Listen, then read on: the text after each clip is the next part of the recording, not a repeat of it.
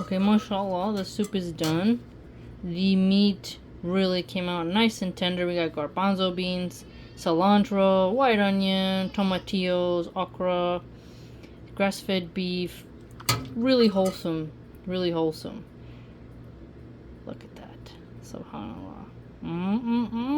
That's what I'm talking about. Stewed this low and slow.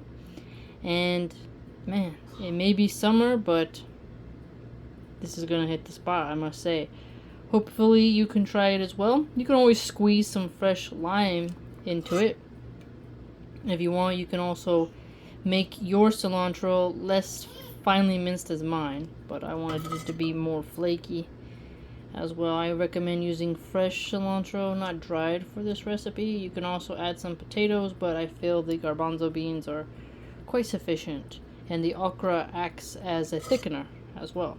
So take care, and see you next time.